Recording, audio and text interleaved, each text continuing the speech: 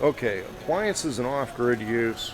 We got full-size, nice house type stuff.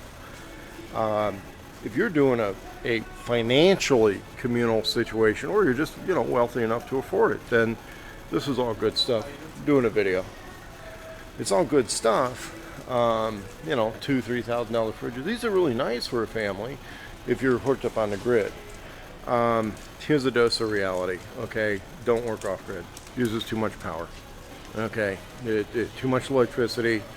If we are going to set up a place to use these off grid, it's going to take a lot of solar panels. And again, you can go through all these things. I really like these things, and lo and behold, you get to the bargain of the bunch. Has all the features, lower price.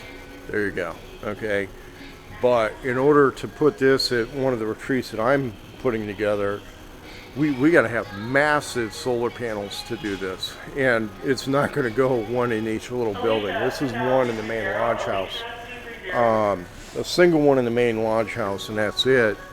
Because the power requirement on this is so high, that for our off-grid electrical system to run this thing, we're probably going to need thousands of dollars worth of panels. Okay, and there's 12-volt versions of this, which, believe it or not, they just raise the price on a fridge astronomically. There's a couple of ways you can take the compression units out of RV style stuff and build your own, but it's not going to look this nice. Now, when you get into cooking, electric cooking with all that off-grid stuff, I'm not going to say it's out of the question, but it's almost out of the question. And you got to use gas. There's a gas cooktop. Pretty good candidate for a food cart trailer. Clearance of $1,000. You can get these for a lot less money. I mean, it varies. Microwaves. That's a whole nother subject. Like here's a big household full-size thing, not that expensive either. So if you can afford nice things in a on-grid place, great, have it. It's fine. It's just not. It's not really an off-grid thing unless you're able to produce massive power or run generators. And again, we're not going to try and put that in each one of the little mini homes. Okay, that's not part of the program, guys. Freezers, believe it or not, we can run solar because they use less power than refrigerators. There's a few different reasons for it.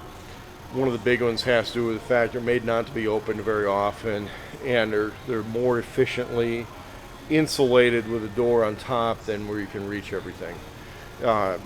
We can do these things to, let's say, to make ice and deliver it to coolers when people want to take some leftovers home from meals. That works.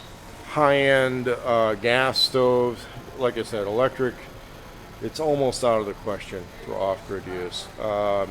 Gas we can use. Some people are talking about scavenging stuff out of RVs.